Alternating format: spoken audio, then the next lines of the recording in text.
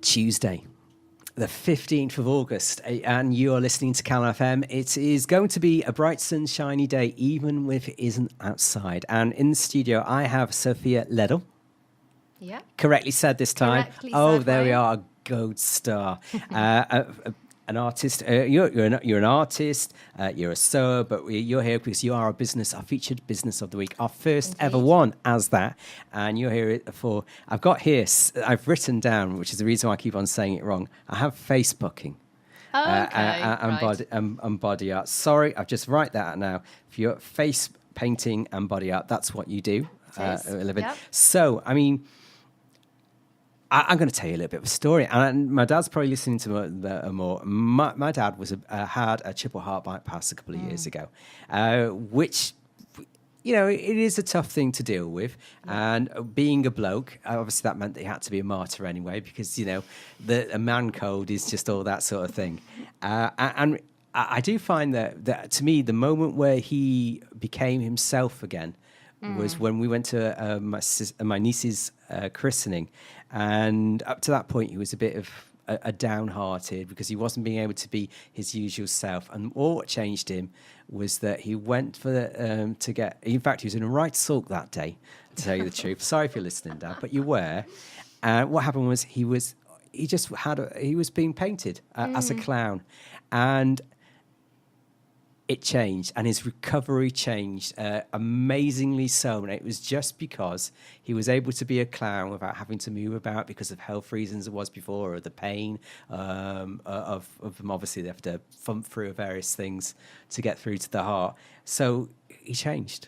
And it was just down to that experience. And I wonder, does that happen a lot when people, when they come to you and say, I want to be a lion or a tiger or an ostrich? You know what, I thought of that one. A wombat. I've not been asked for that one yet. But there's always a first time. There is indeed. So what's it like?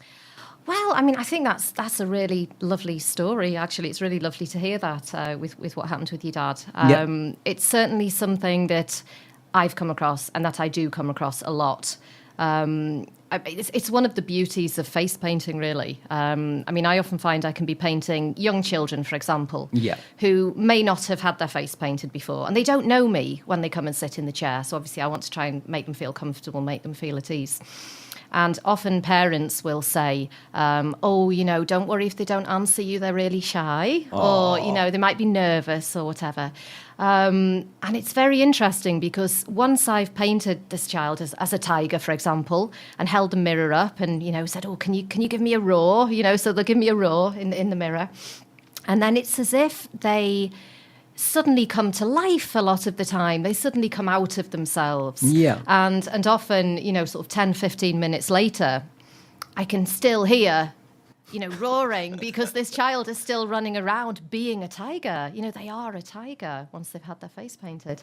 And that's a really lovely thing to see, that a child can sort of come out of themselves and feel that they have, the confidence, to express themselves, really. And I love how face painting can trigger creative play as well. Because children don't need a lot to play. It's that cliche if you can give them a present for Christmas and they'll play with the box. And it's the same with face painting. It doesn't take a lot for a child to get into character. And sort of all these different games and sort of experiences can sort of flow from that. Suddenly they are a tiger or they are a pirate and they'll make a game around that. It can definitely have a very positive effect. And the other thing that I found is that often when I paint adults, because I don't just paint children, I paint adults as well, is that you can find women in particular will say that it's helped them with self-confidence. I suppose it would, yes. Yeah, and I've had sort of older ladies that have come to be painted who've said, they didn't have this when I was a child. And for them, it's taken courage to come and sit in the chair and be painted. And they see it as overcoming a fear almost, or as sort of trying something different. So that's really lovely. And I'll paint men sometimes as well. Yeah. And that could be interesting. I mean, it is often after they've had a beverage or two, I have to say.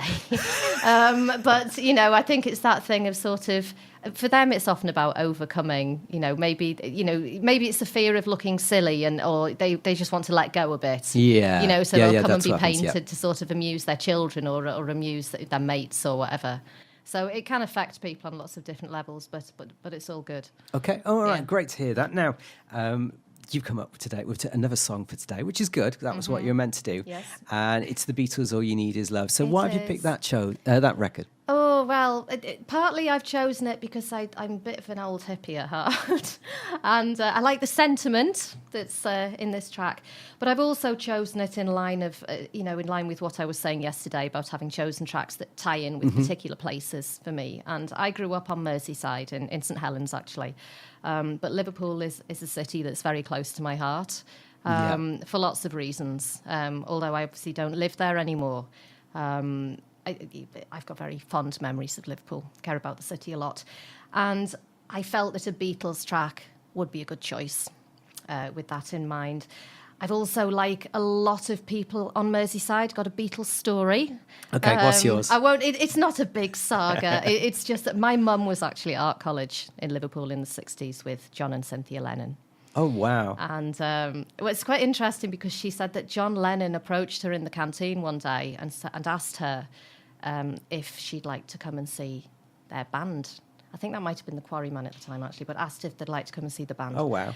And my mum said no because she'd heard that they weren't very good, so didn't go. And I was thinking, oh, my word, if only she'd have known what was to come. Yes. But she did get asked out by John Lennon as well. But apparently everybody in Liverpool has a parent or grandparent who's been asked out by John Lennon or Paul McCartney or one of them. So I don't think that's that unusual, really. But yes, that's why I've chosen this track. Okay, brilliant. Here is the Beatles, All You Need Is Love.